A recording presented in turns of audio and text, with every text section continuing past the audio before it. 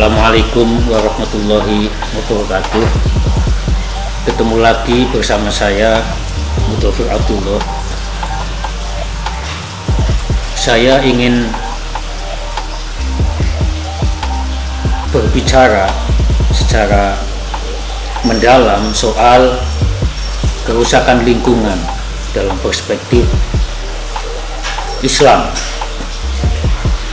Jadi tantangan kehidupan di bumi adalah bahwa kita sesungguhnya sedang berjalan kepada krisis lingkungan, dan manusia modern adalah akan menyaksikan melalui media massa, melalui riset, melalui informasi-informasi yang diterbitkan dalam jurnal-jurnal, betapa krisis lingkungan sudah nyata. Karena itu di dalam perspektif Islam, sesungguhnya menjaga lingkungan itu sama dengan menjaga jiwa, akal, menjaga harta, menjaga agama, dan menjaga keturunan. Di dalam konsep Islam itu kita mengenal Al-Kulliyatul Khams, 5 prinsip utama yang bersifat umum. Yakni pertama adalah hifdzuddin, menjaga agama. Kemudian yang kedua adalah hifdzun nafs, menjaga jiwa. Yang ketiga hifdzul aql, menjaga akal. Yang keempat hifdzul mal, menjaga properti. Dan yang kelima adalah hifdzun nasl, menjaga keturunan.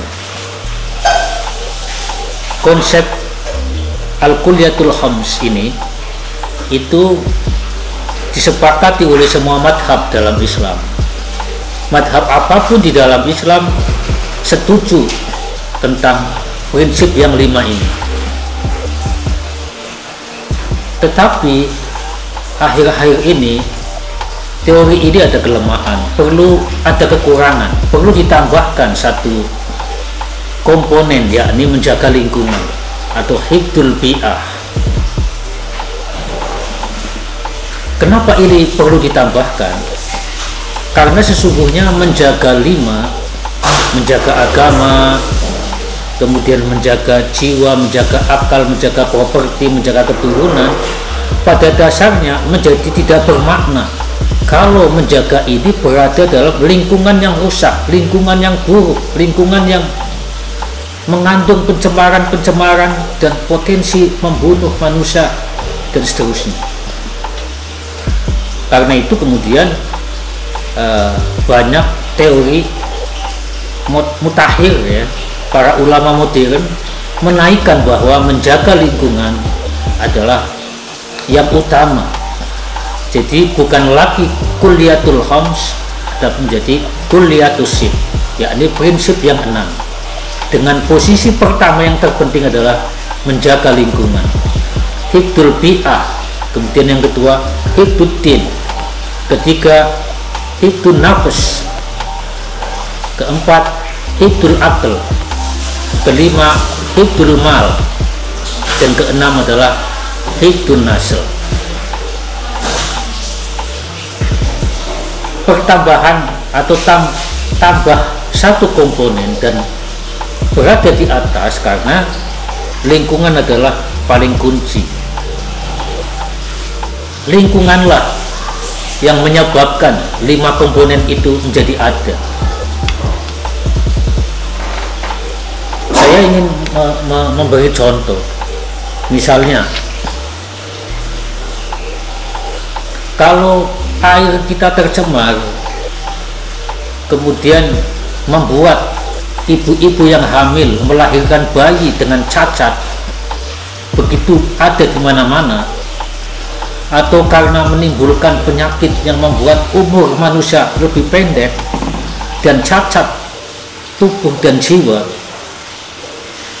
maka melaksanakan agama, melaksanakan jiwa, menjaga akal menjadi terkompas, menjadi terpotong. Inilah kemudian menurut saya menaikkan, menjaga lingkungan ke level pertama itu menjadi sangat urgen.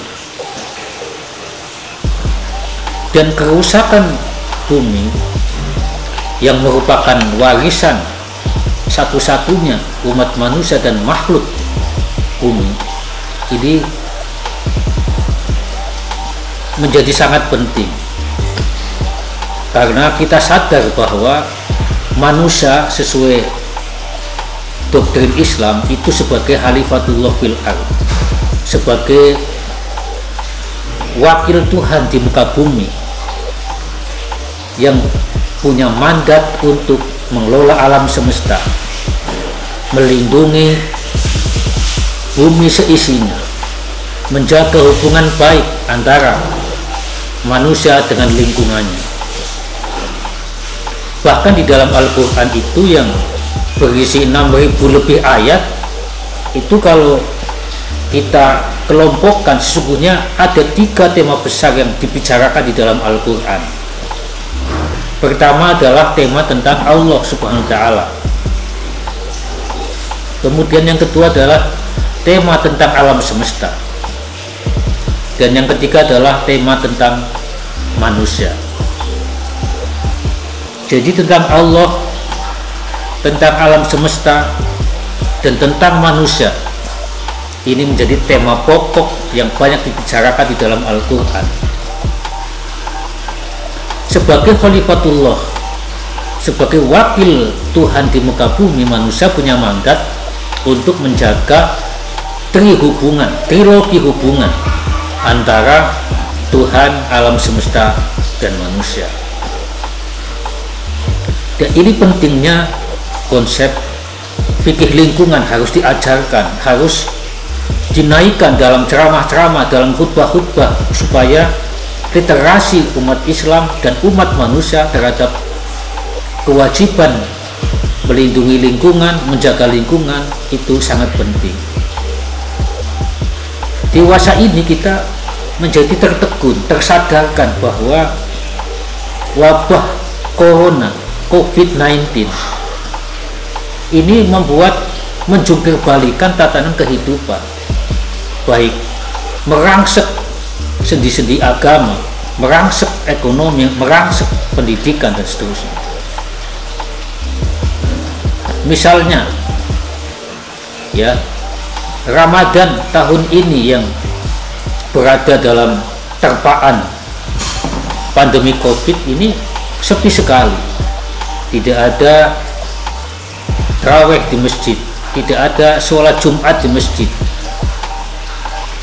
bahkan lebaran di masjid atau di lapangan itu menjadi tidak ada, karena menjaga keselamatan, menjaga kesehatan masyarakat itu lebih penting. Dan itu perintah Allah bahwa kita harus menjaga keselamatan kita. Ini artinya apa? Artinya bahwa menjalankan agama menjadi tidak sempurna kalau lingkungan kita buruk. Maka protokol kesehatan dalam menjaga lingkungan hidup dan keselamatan manusia adalah physical distancing, yakni menjaga jarak, menggunakan hand sanitizer, menggunakan masker, dan menjaga kebersihan.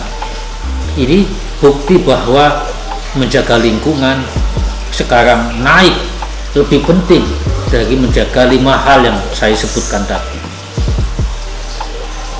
Dan menurut saya ini adalah teori baru yang harus kita dorong dan dipublikasikan, supaya lembaga-lembaga pendidikan, elit-elit politik, elit-elit beragama selalu harus menyertakan konsep lingkungan hidup di dalam undang-undang, di dalam ceramah, dan di dalam pembicaraan-pembicaraan terkait dengan kebijakan kebangsaan dan kenegaraan.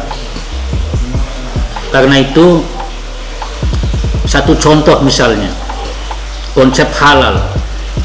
Jadi konsep halal tidak hanya mempertimbangkan halal haram dalam pengertian sebuah produk itu terkena najis atau tidak, tetapi apakah sebuah produk itu ramah lingkungan. Jadi ramah lingkungan menjadi pertimbangan baru, menjadi rasio legis di dalam eco labeling atau eco halal yang kita sebut sebagai eco labeling, yakni pelabelan halal yang memasukkan unsur lingkungan hidup. Misalnya harus ramah lingkungan, ya tidak membahayakan kesehatan, tidak membahayakan pencemaran dan seterusnya. Maka bagi kami, bagi kita, lingkungan hidup ini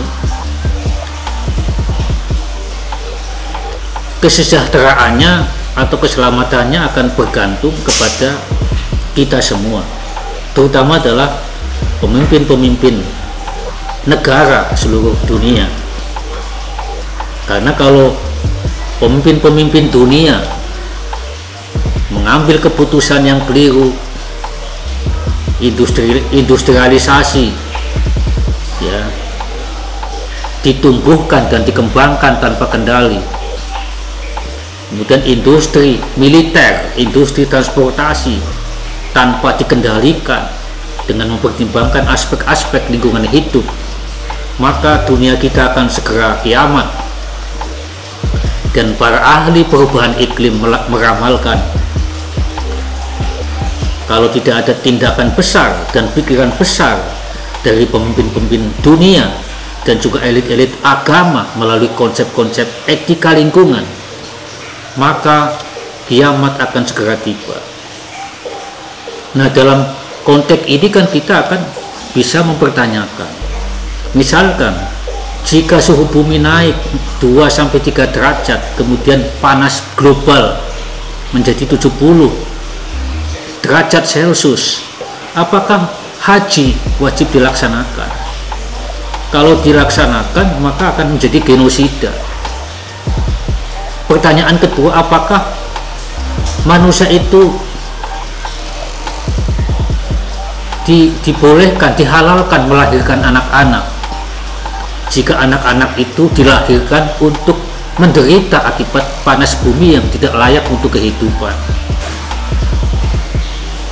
Nah, dan setiap kenaikan panas bumi juga akan membawa serta virus-virus, penyakit, kanker kulit dan seterusnya.